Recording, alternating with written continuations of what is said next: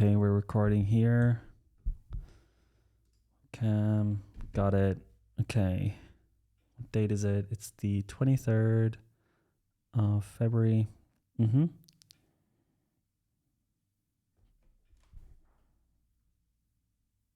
Fuck, what just happened? Fuck. Ah, shit. Okay, I need to start again. Sorry. If you're watching the YouTube version, I start recording earlier and I just pressed the wrong button. Or no, I forgot. Ah, fuck it. It doesn't matter what happened. Let's try this again. All right.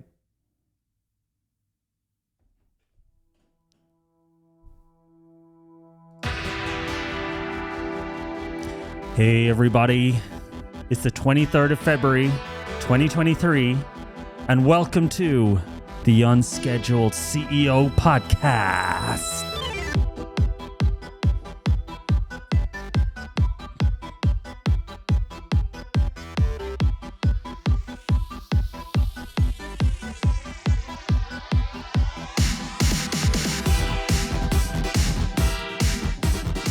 Today we're going to be talking about Amazon calling its workers back to the office. Is the end of remote work here?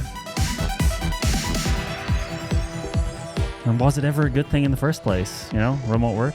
Is it good? Is it bad?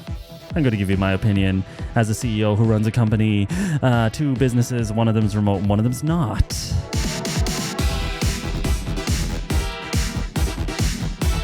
So like a lot of people giving their opinions on this stuff are either hardcore on one side or hardcore on the other side.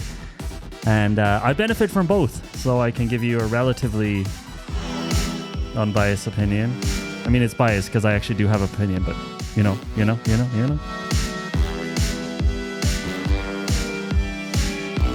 Look at this stain. If you're on YouTube, you will see a toothpaste stain. Look at that. I thought I got it off, but then when I saw on camera, I see that the toothpaste stain is here.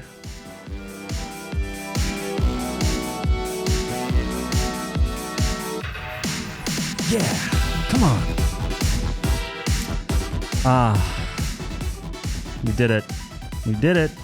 We did it, boys. We made it to episode... I actually don't know what episode number it is. Let me take out these braces thingies. Welcome back to the Unscheduled CEO Podcast. It is Thursday. I usually record these on a Monday, but you know, Unscheduled CEO makes sense for it to be an unscheduled. I mean, I do like the idea of having a weekly podcast.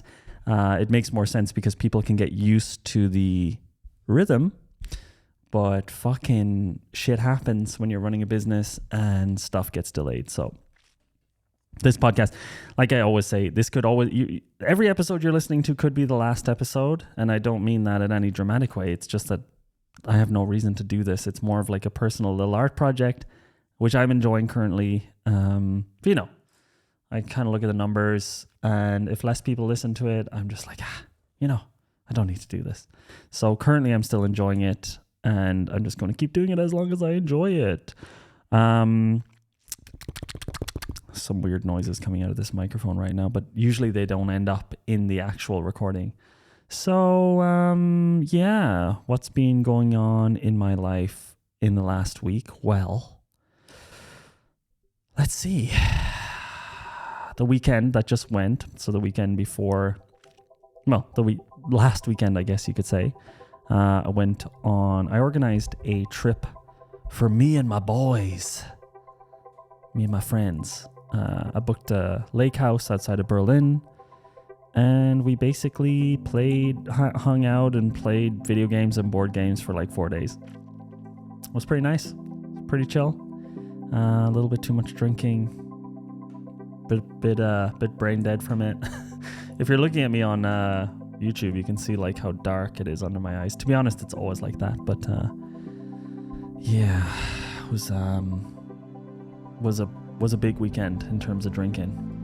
I was trying to preach to everyone about the concepts that I talk about on the show. Obviously, my friends don't listen to the show, so I was preaching to them about like this deatomization and all these other things that I've been talking about.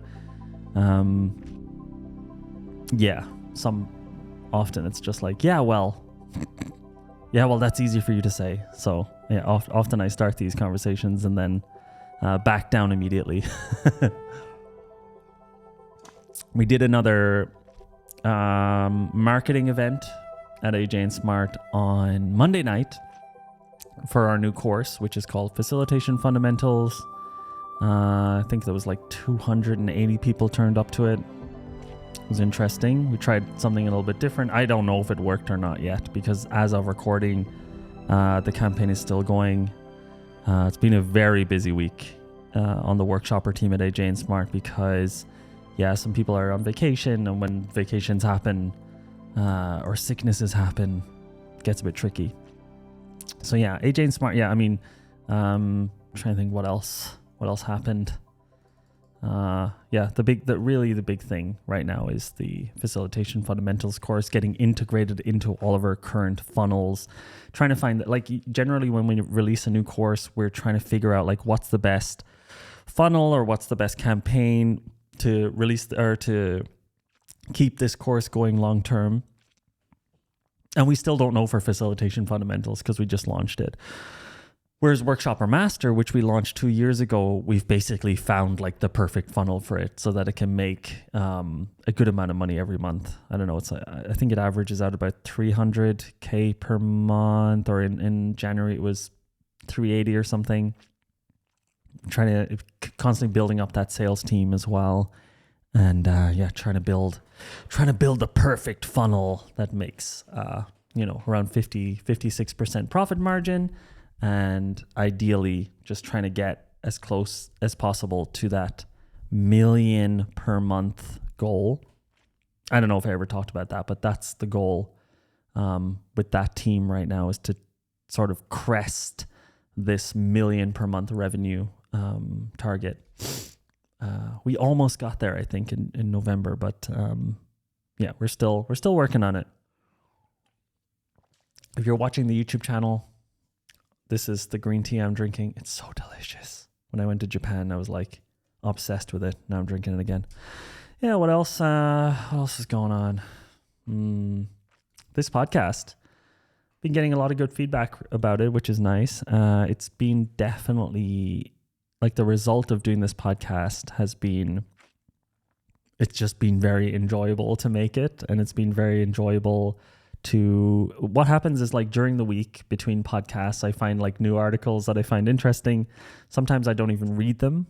And the podcast is a way for me to think out loud and actually lock these topics into my mind. So that's been kind of fun. So this week I want to talk about maybe two things. Number one, Amazon just announced they're bringing their employees back to the office, which is a pretty big trend amongst these large companies.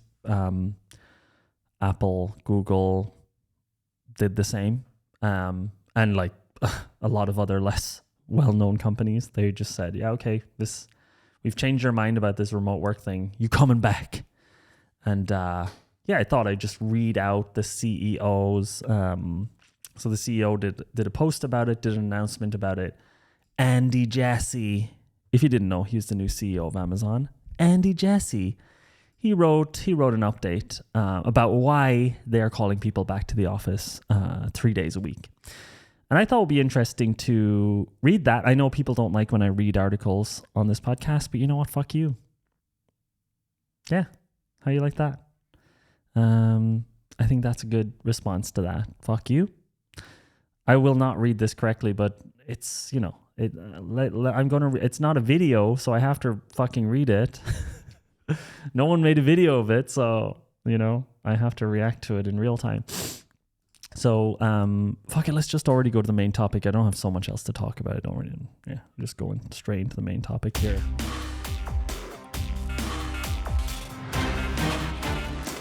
So, let's take a look at what Amazon's up to. We can see this lovely post here. If you're looking at YouTube, we're on aboutamazon.com.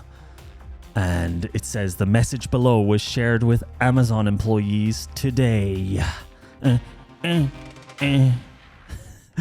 right.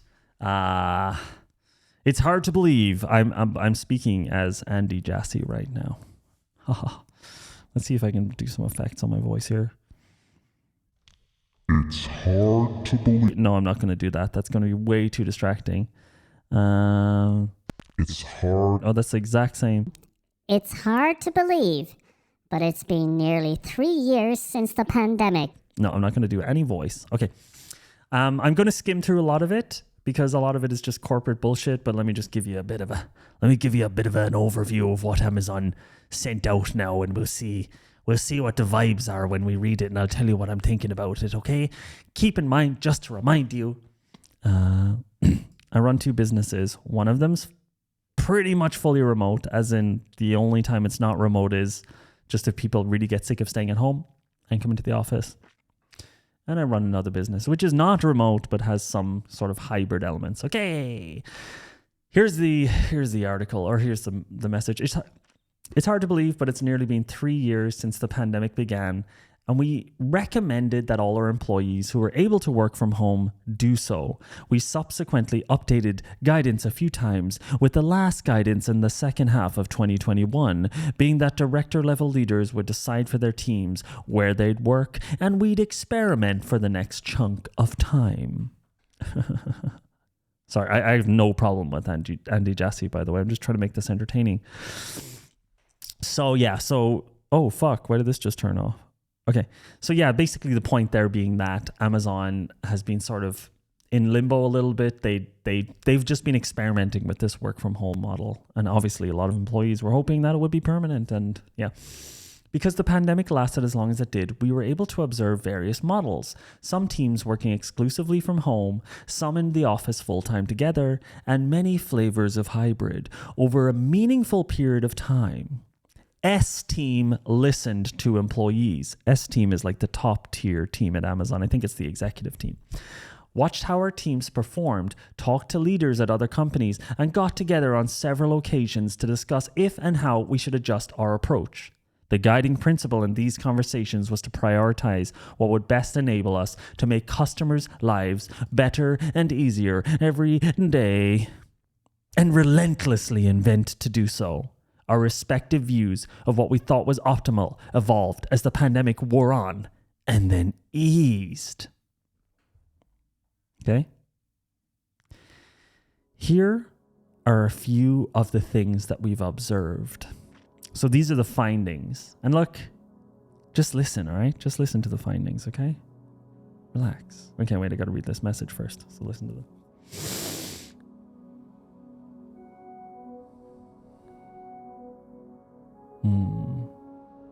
Okay, I gotta actually reply to this. You're gonna have to just listen to this audio first, like in 30 seconds.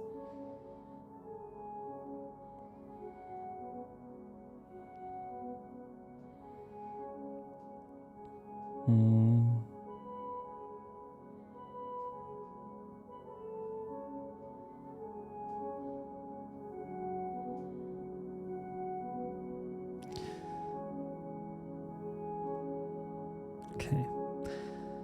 Let's get back to it. I wonder why no one's listening to this podcast. I just text for a minute. It's easier to learn, model, practice, and strengthen our culture when we're in the office together most of the time and surrounded by our colleagues. It's especially true for new people, and we've hired a lot of people in the pandemic. But it's also true for people of all tenures at Amazon. Okay? When you are in person, people tend to be more engaged, observant, and attuned to what's happening in the meetings and the cultural clues being communicated. For those unsure about why something happened or somebody reacted in a certain way, it's easier to ask ad hoc questions on the way to lunch, in the elevator, or the hallway. Whereas when you're at home, you're less likely to do so. It's also easier for leaders to teach when they have more people in the room at one time. They can better assess whether their team is digesting the information as intended, and if not, how they need to adjust their communication. Of course, there will be plenty of meetings that will have significant virtual participation, but having more in-person interactions help people absorb the culture better. Our culture has been one of the most critical parts of our success for the first 27, and I expect it will be in our next 27 plus years as well. Strengthening it further is a top priority for the S team and me.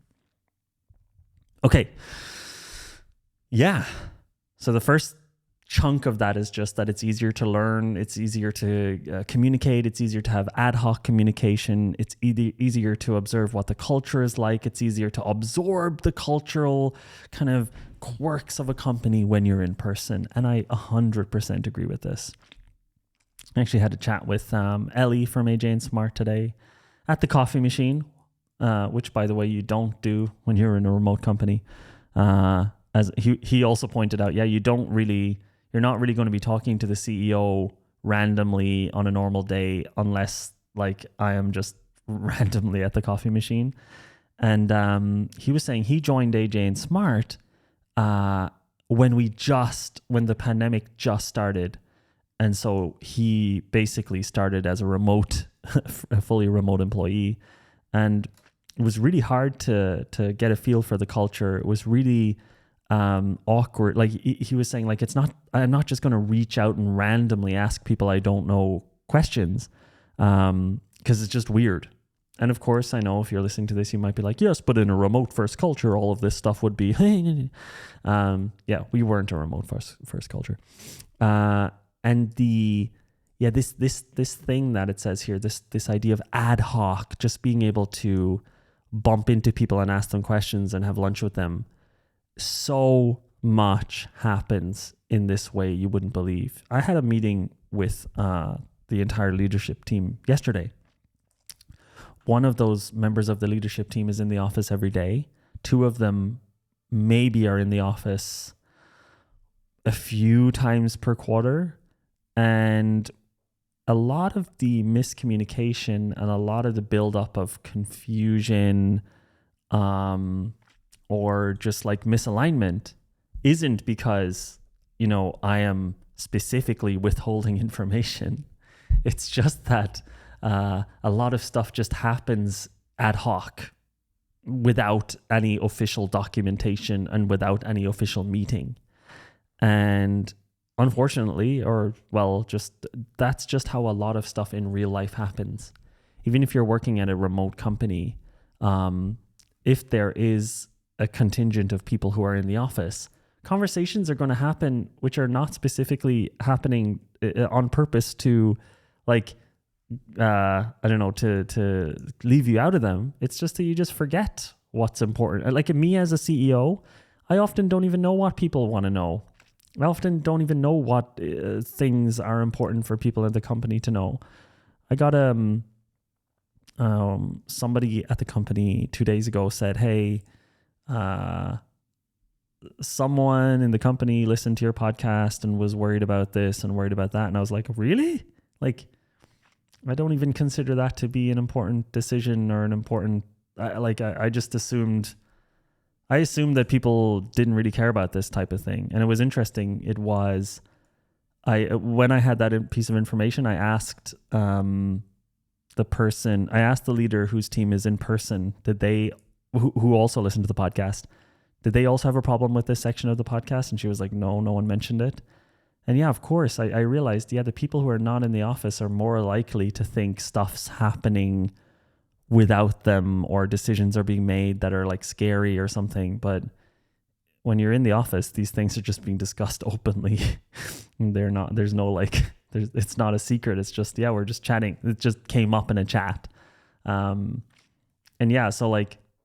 they also mention here that it's especially true for new people. So it's easier to learn, model, practice, and strengthen our culture when we're in an office together most of the time and surrounded by our colleagues. It's especially true for new people. For me, so keep in mind, I run 2 businesses. 2 of them are successful. 1 is remote. 1 is not remote. And I'm not, for the employees listening to this podcast, I am not going to change. I already specifically posted into the Slack group. I posted this Amazon letter, but I also said, do not worry, I'm not going to change the rules. You don't have to come into the office to the other team. So if you're listening to this, anyone on the other team, I'm not changing the rules, okay? And nothing is going to change for you. You're now listening to just my opinions on this. You should just keep doing whatever you want. And it's, it's absolutely purely my thoughts on this. I think if you are a new employee joining a company, or even if you're young, if you're in your 20s, I would recommend to my daughter to not work at any company that's fully remote. I would even probably recommend her to just find a company that's fully in person. Why? Because I think that's where a lot of the real important things actually happen. Like the actual specific work itself is important, of course. But what's actually more important is meeting people who might become your future founders. How I started AJ and Smart is I met somebody at AJ and Smart. We just kept going to lunch. We kept hanging out. We kept going for after work drinks. And then it was like, fuck it. Let's start our own company. That was Michael. We were working at a company together in person. If this was on fucking Zoom, if this was on Slack, I can promise you none of these discussions would have ever happened. So yeah, I definitely think it's not. Of course, I understand, by the way, that I also go on LinkedIn and I see all of these remote activists. It's actually in their job title, remote activists. Nothing wrong with that, by the way. Please don't attack me. But I see them posting all this extremely one-sided, aggressive content about companies are evil. How dare they tell people to come back? How dare anybody work in an office? It's such a waste of time. You have to commute. No, it's not a waste of time. It just might be not convenient for you. If you have children, if you have a family, if you want to live outside the city, then I think it's just very inconvenient to work in person. It's not bad. It's not worse for the company if you work in person. In fact, I think it's better for most companies if you work in person. But it's inconvenient for you. So I think people need to split these arguments a little bit. Like when these people it's the same thing as anti-remote work people posting all this aggressive content. Yeah, if you don't come into the office, you get nothing done. You're lazy, blah, blah, blah. No, you just know that it's better for you if people work in person. And so you're making shit up.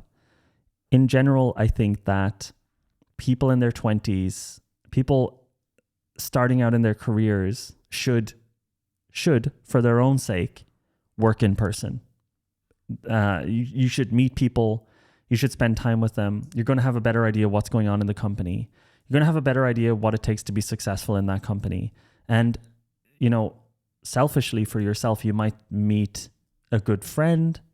You also might meet a future co-founder, and it's just more likely that you're going to build a useful network in person. I would never sacrifice my career momentum and networking potential for the convenience of staying at home all day or working from wherever I want.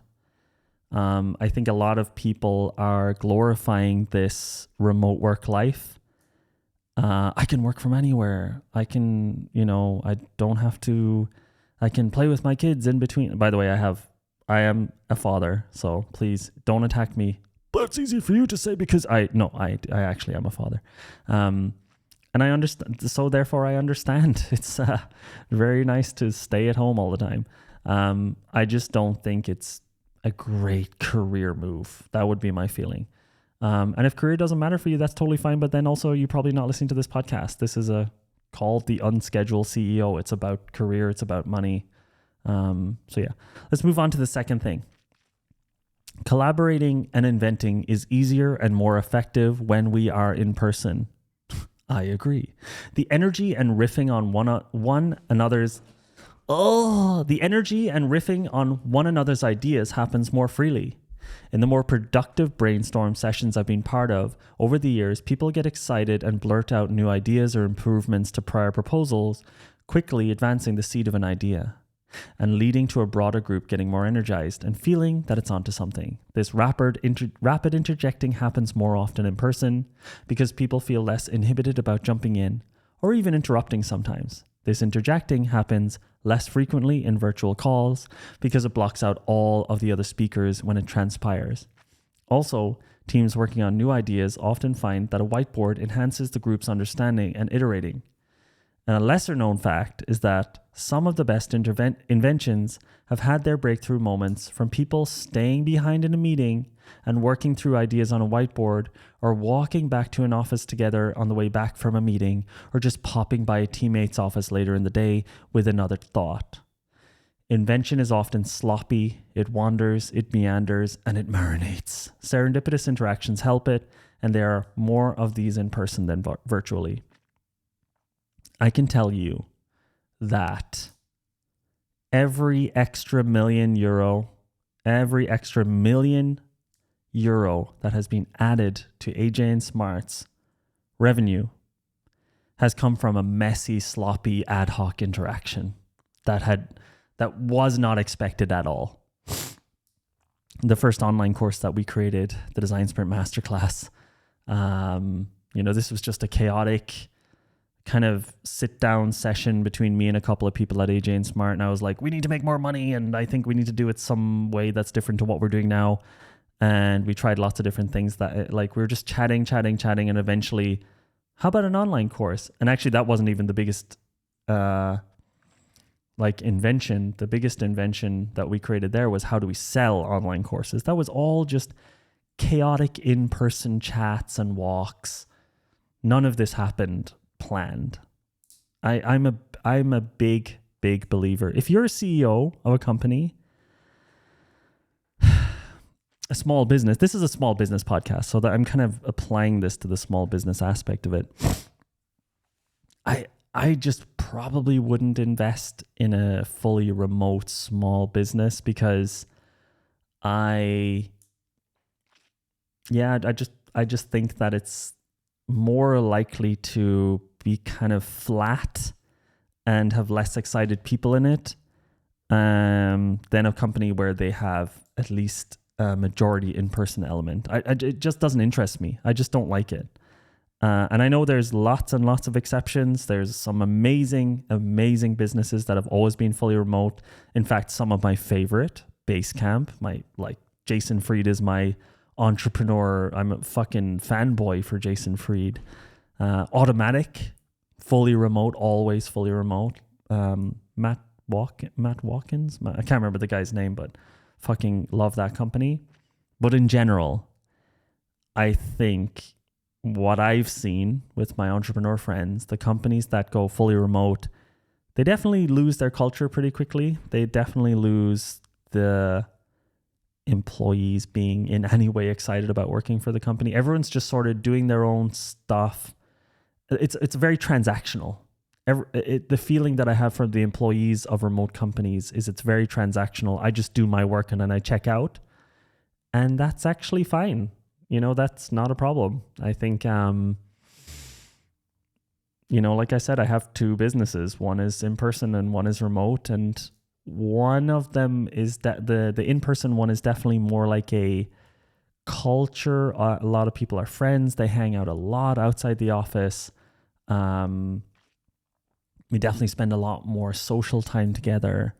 They definitely talk about the business in a different. It's not very transactional, I would say. It doesn't feel very transactional. It's definitely more of a real culture. I'm not saying the remote business is less of a culture, but there's less social. I actually don't know if anybody hangs out in the other team. By the way, I know you're listening to this on the other team. Tell me if I'm wrong. But I don't think any of you guys hang out, right? None of you guys spend time together outside of work.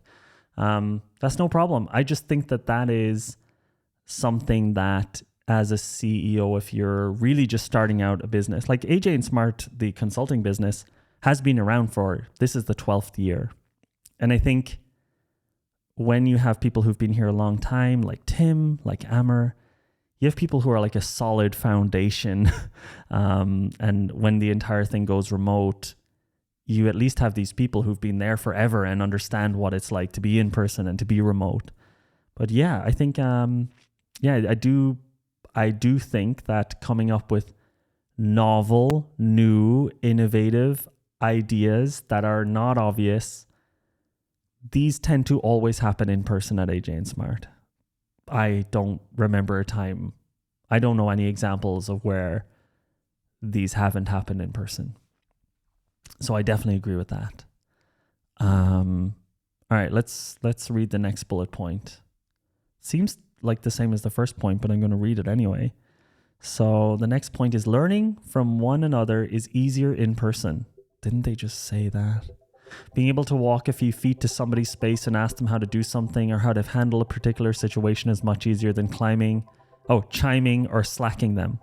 Even though people can use instant message function, people don't do it frequently. This apprenticeship and learning model has been the primary reason a lot of companies who've returned to the office have done so. We've had a lot of functions and roles where learning from peers is useful and critical. And our newer employees, especially those who've joined us in the past few years, stand to be the most disadvantaged by not having the learning and mentorship opportunities from peers that many of us who joined much earlier had. Making sure employees develop and grow in the company is not only obviously important for them and their careers, but also critical to our ability to deliver for customers and the business. Yeah. It's a lot easier. It's a lot less awkward to just walk up to someone and say, hey, do you mind showing me how this thing works? Or like over lunch, hey, like, how do you get this thing done? Or how do you, even about time management? Like, I was talking, so my sister works at AJ and Smart on the team that comes to she listens to this podcast, so hello.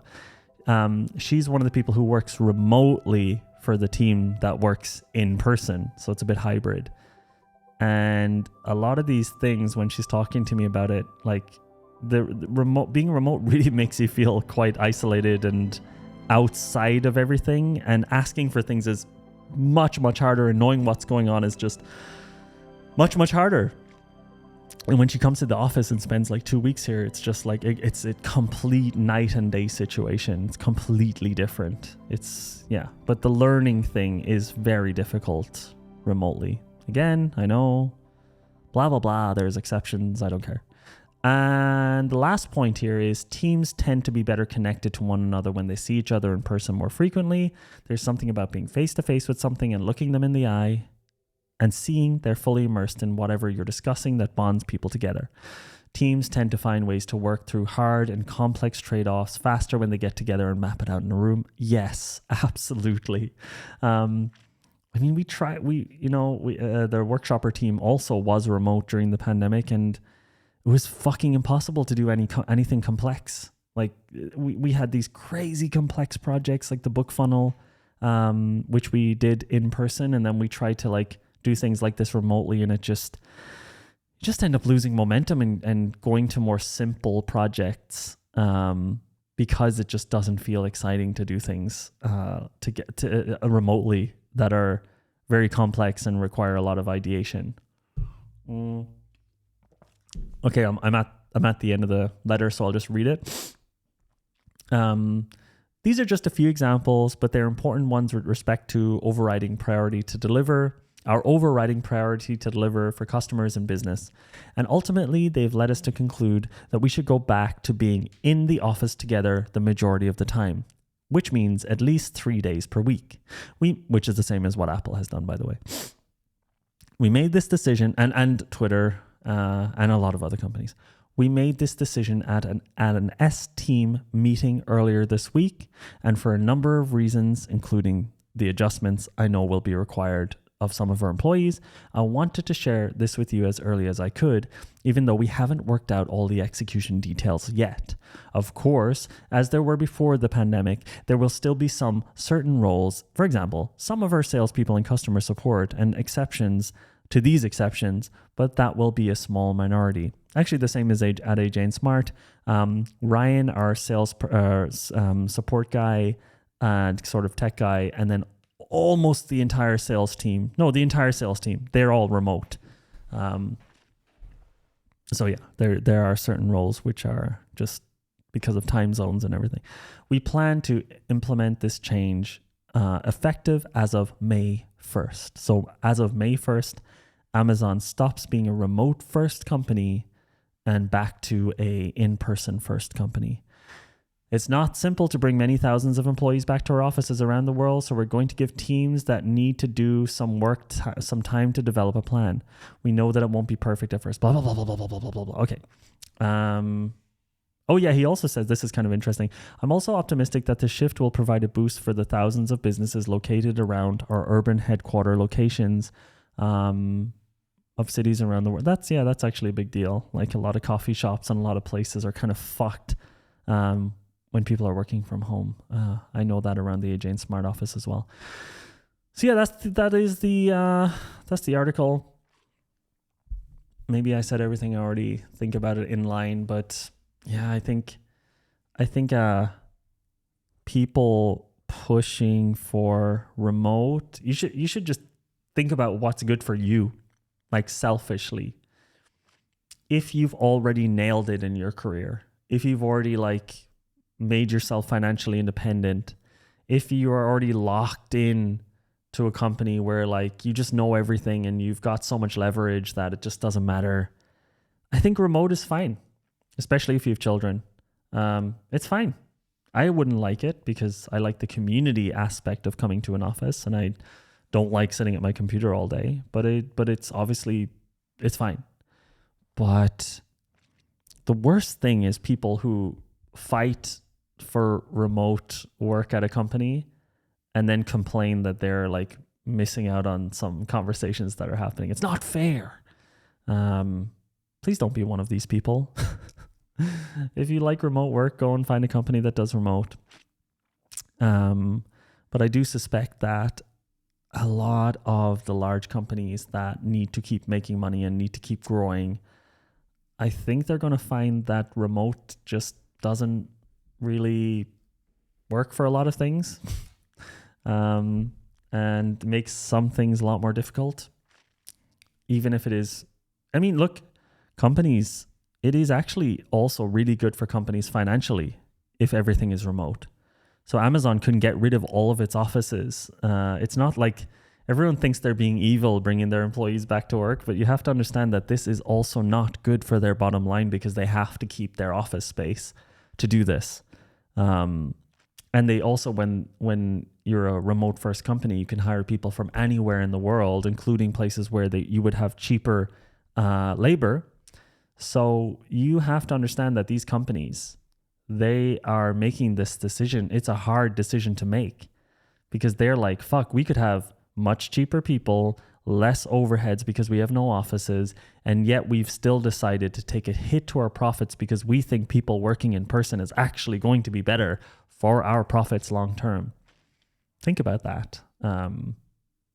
What it means to me is generally for a business making money, generally, and especially a business that needs to come up with new ideas, being in person is important. And being fully remote all the time is not ideal. And yeah, there are exceptions. We're not talking about the exceptions here. I'm talking about like the rule. And yeah, I think remote can be, being fully remote all the time has, I think, a lot more negative consequences than people realize. And that's not even talking about the thing I've been talking about recently, which is this this atomization of everything. And I like the fact that coming into the office can give you a feeling of community. Yeah, I think there's a lot of young people are going to miss out on some really incredible opportunities by working remote the entire time. I mean, think about the difference between someone moving to Silicon Valley to work at Facebook, being surrounded by all these hyper ambitious people all in one geographical location, sharing houses together, all of this kind of stuff, versus you stay wherever you are and get on a Zoom call and you're just surrounded by the people you grew up with. There is a difference, whether you believe it or not, or whether you want to believe it or not. And yeah, think about it. If you're listening to this podcast and you're thinking of starting a business, or your employees are telling you have to be remote, you might want to have a serious think about it. Yeah. I also know a lot of people who moved out of the cities because their companies were like, you could be remote now. Moved out of the cities into the countryside. I'm also surprised. I mean, that's also because I guess I'm an extrovert. I'm also surprised how many people are like totally fine with moving out into the middle of nowhere just with their kids and partner and don't have any friends and just spend their entire time on their computer.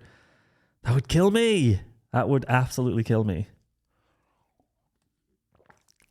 I don't know how you all do it, but I guess if you're more introverted, I guess you don't need that. So I'm giving you the benefit of the doubt there. All right, let's move on to your emails.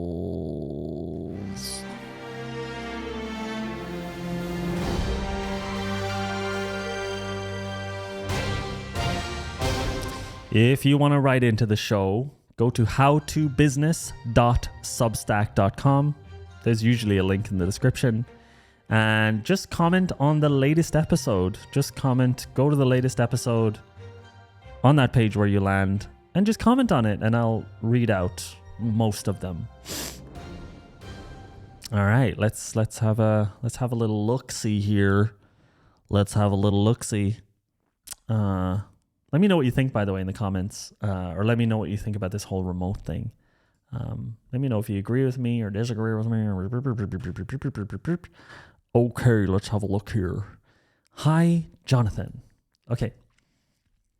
Hi, Jonathan. Cara from Florida again here. Hi, Cara from Florida. Thank you so much for answering my question on this week's episode. You asked listeners to let you know if you should continue doing the podcast. Yes, please. By the way, I actually am reading these for the first time because, well, as you can probably guess by my personality, I'm not going to like pre-read them. So I'm happy that this is a positive thing. You asked listeners to let you know if you should continue doing the podcast. Yes, please. Listening to the show was the first thing I did this Tuesday morning. Why? Oh, yes. Sorry that this one didn't come out on Tuesday, by the way, Cara. Why? I think you have hit on something really unique and compelling here.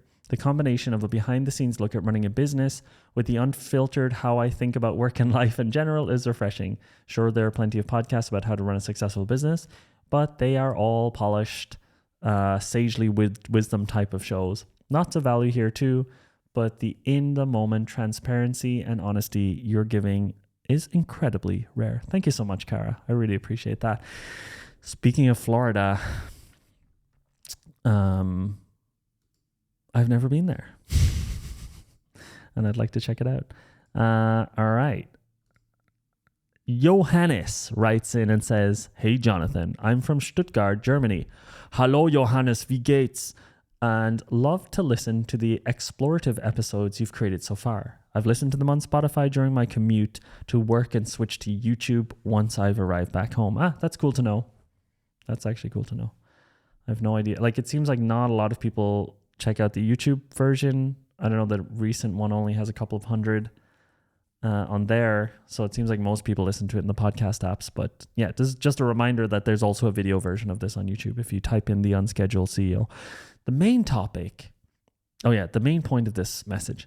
I've been reflecting a lot on episode 2 and came to my personal conclusion that the over-atomization is not the problem. It's only a symptom. Instead, I think the original problem is that people don't take the time to identify where they want to have and keep quality of life and work where they want. I'm just going to read the whole thing and see if the people don't take the time to identify where they want to have and keep quality of life and work in our fast-paced world. My own experience is that if you do that, you can intentionally decide which parts of your life you want to atomize without becoming a lifeless robot. Of course, this comes at a cost. You have to make tough decisions like a game. But with these decisions, there are many others, marketing, family, company, who are happy to decide what's quality of life for you. Oh yeah, people decide what's good for you. In this regard, I really liked how you purposely picked your apartment I chose an apartment that was close to all my friends. For me, it's more relevant to be close to nature, and I'm okay with having to drive to meet friends. Totally. Yeah, totally. My quality of life and work thoughts have been nourished by the perspective shared in this video on how to retain talent. Maybe a video you can react to. I'm just going to click on this and see what it is. Oh, I can't. It's not a real... Let me see.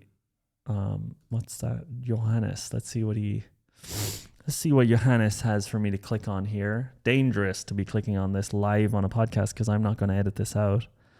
I'm scared. What is it, Simon Sinek or something? Nope. How to retain employees. Okay, it's only 2 minutes long. Let's watch it. I've definitely seen this. This video looks... Let's have a look at this. So the bigger challenge for us is how do you retain people? Because many a times the freshers, when they come in... I'm just going to start that again because I missed what he said at the start. The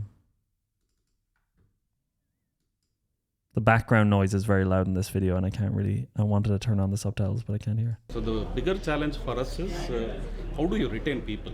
Because many a times the freshers, when they come in, within 6 months, 1 year after you train, they leave. Yeah. So that has been a big challenge which we are still trying to address. We were thinking of looking at some kind of a retainership, at least 3 years. Won't work. Huh? Won't work. I don't know. So I'm just saving you time. Yeah. Okay. Fine. So that's why I was just trying to figure out how do we do this. So I want you to understand this. The world of business has seen 3 generations: the Industrial Revolution, the Information Revolution, and now we are in this revolution called the Social Revolution. Industrial Revolution, people took a job for survival. They wanted basic necessity of roti, kapda, makan. So they went in and they worked in a workplace and they didn't leave that workplace even if the boss was abusive and even if the boss would physically... Oh man, the good old times when people would just work at a place with an abusive boss. Damn! Why am I... I'm just kidding. Just kidding. Beat them up, people would not leave. That was the You could beat up your employees and people wouldn't leave? Boss is always right. Yeah. Because opportunities were less. Yeah. That is pretty much the grandparents of today's workforce.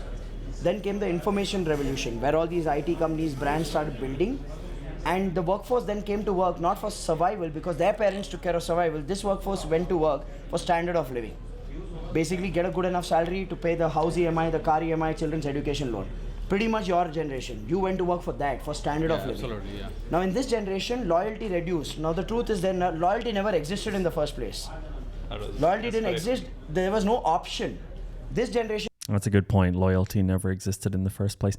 I actually, sometimes when I'm having like a meeting with I'm trying to say this in a way that doesn't like sound bad, but sometimes I'm sitting with a team member or leaders at AJ and Smart, and sometimes someone brings up loyalty, like, yeah, I'm like, I've been really loyal to the business, and I'm like, you don't need to be loyal to me. You should just always think about whether this is the best place for you to work. I'm not looking for any loyalty from people working at AJ and Smart. I mean, I want I even say this to my siblings who work at AJ and Smart. Look, if you find something better for you, you should take that. I always say that. Loyalty is bullshit. I think at a company, I mean, you don't need to be loyal to any company. Only if you think it's going to benefit you, because you don't want to be resentful later on. And believe me, the bosses don't, the owner, me, I don't want anyone to be resentful that they stuck around out of loyalty. And then I don't know, Information revolution got option. If they got a better quality of workplace and they got a better pay, then people would jump a job, right? Now this was the information revolution. Then came the third revolution. After 2008's recession, information revolution died. Today information is available for free. You can learn coding on YouTube. You don't have to, it's no longer a hidden knowledge. So you need to understand, now we live in a digital revolution or a social revolution where everything is social, which means today's workforce, they don't care about survival. Their grandparents took care of that. They don't care about standard of living. Their parents took care of that. Even the labor does not care about Whose fucking parents took care of that, huh? Huh? standard of living anymore, because even labor has Dish TV and Tata Sky in their house. So if you'll say, I'll cut your pay, or if you'll say, I'll bind you with a contract, they will say, thank you so much, I'm finding another job. Today's workforce needs something else. They want quality of life, not standard of life. Standard of life, parents took care. Today's workforce is thinking quality of life, which means quality of workplace, which means quality of job, quality of environment, quality of role, opportunity, learning and rewards, all of that. Unless you don't have a mechanism for that, you will always grapple with this retention Yeah, see, challenge. the whole thing All right. Yeah, I would generally agree with this. Quality of... But I think a lot of companies think that employees are looking for just like perks. When it comes to quality of life, we don't offer a huge amount of perks at AJ and Smart. What we do offer, I think, is an enjoyable environment to work in, with an enjoyably curated selection of interesting, enjoyable people to spend time with. And yeah, I think I do agree that quality of life is what people are looking for, but I do not think that the solution to that is, giving people perks. I think the business, and everyone's going to have their own kind of view on what quality of life is. But yeah, interesting video. Augustine Bernardo writes in and says, "Hi, Jonathan. This is Augustine from Argentina, living in Minnesota. I've been reflecting a lot on your episode about work-life balance." Yeah, I think that episode 2, by the way, I think that's when this podcast ends, I think that's going to have been the one that everyone likes the most. I think it's that one anyway, the one about the atomization one. "I've been reflecting a lot on your episode about work-life balance, and although I fully agree with your integrated way of living principle, there's room for interpretation of what that means. I see work-life balance as the ability to organize your day, week in a more flexible... Wait, did I read this already? Did I read this already last week? I'm going to... Look, I don't know if I read it last week. I did. Did I? Fuck, I don't remember. Whatever. I see work-life balance as the ability to organize your day, week in a more flexible way. As a designer, I'm passionate about what I do, and I don't have a problem working or talking about work outside of the 9 to 5, as design, innovation, technology, and business are things I enjoy. The following quote... I definitely read this. Sorry, I read this already last week. I'm going to skip this. Victoria writes in, "The last 2 episodes were amazing." Oh, thank you, Victoria. And hello, this is Victoria here from Rotterdam. "I'll forever look at selfishness in a completely different way. Selfishness equals what your parents told you were when they wanted you to do something else. It took me a while to process it. Combined with Naval's definition of intelligence, it suddenly clicked. And this is not a therapy session. I'll just say thank you. This realization is so liberating. I also followed the exercise you wrote down my wants. The list really made me laugh. Basically, I want to take a break from being a responsible mother and partner. That's a very real need. I haven't figured out yet which small habits I can build to help myself. And yes, when I look deeper into my wants, none of them seem selfish, and yet they feel like they are." Yeah, the wanting to take a break from being a responsible parent is... I understand that. Yeah, I think, well, first of all, I really appreciate you sharing that. And yeah, that's a lot of the stuff I'm sharing on this podcast are things that also like blew my mind. Like this selfishness episode, the thing that I was reacting to.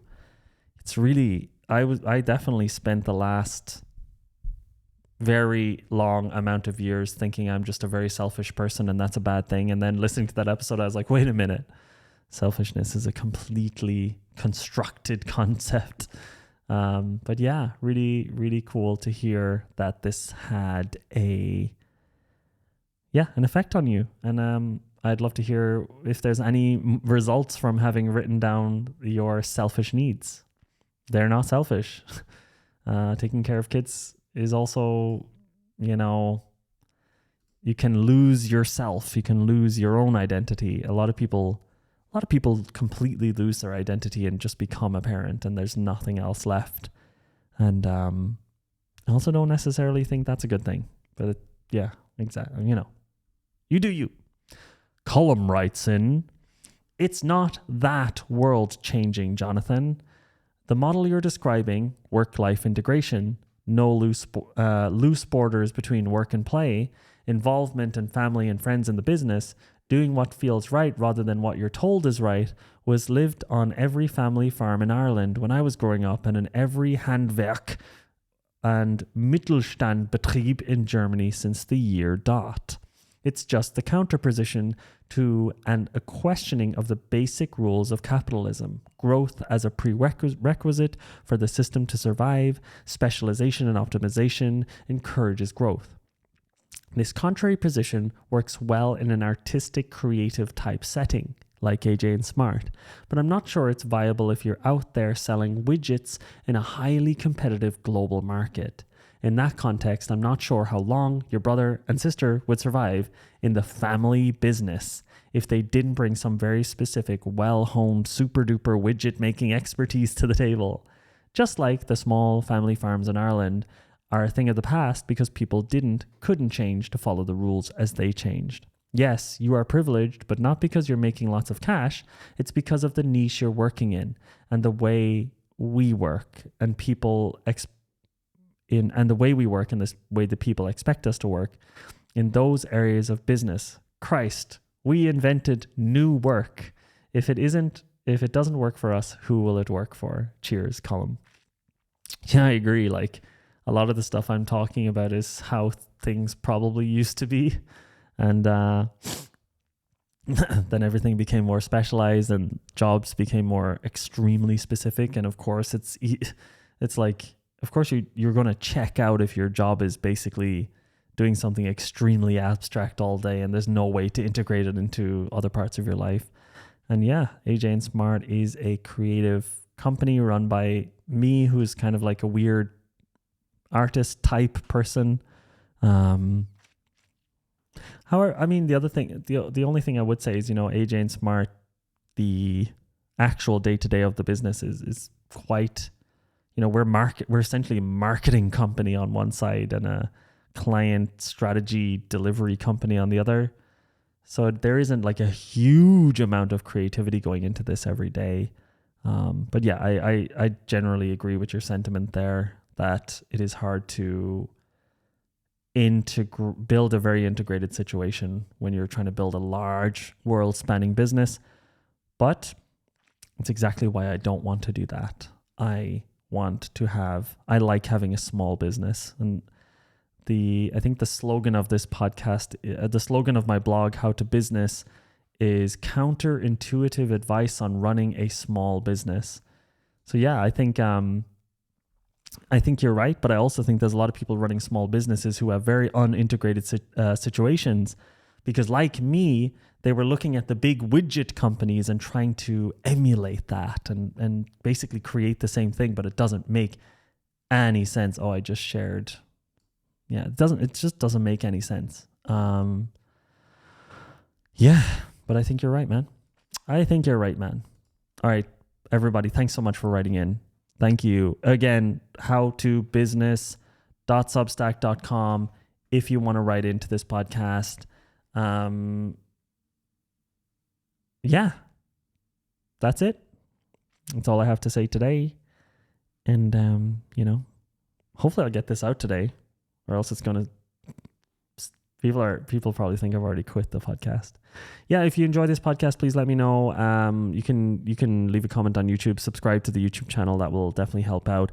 Hope you have a great day. If you like it, if you're enjoying this, just let one other person know about it. But I know it's a hard sell. Listen to this guy talk kind of randomly and openly for an hour and text somebody for a minute and literally not talk at all, even though it's a podcast. Completely unprepared. There's also, turns out like the podcasts also come out on random days now. So, I wonder how many people actually listen till the end. It's cool that people even listen to it at all. But yeah, I'll be honest, I'm not sure if I'm going to keep doing this podcast. I'll see. This could be the last episode. If it is, then the place where I'll be putting out content is the howtobusiness.substack.com blog, and or maybe I just put these out less frequently. I have no idea. But I have really enjoyed the topics that we've explored over the last 7 episodes. And that's as long, you know, if every time a topic comes up that I want, like the thing I wanted to talk about today was actually a new study on if money actually makes you happy or not, and maybe that's what I would talk about next week. But yeah, let's see. Thank you all for listening. Have a beautiful, I guess, weekend.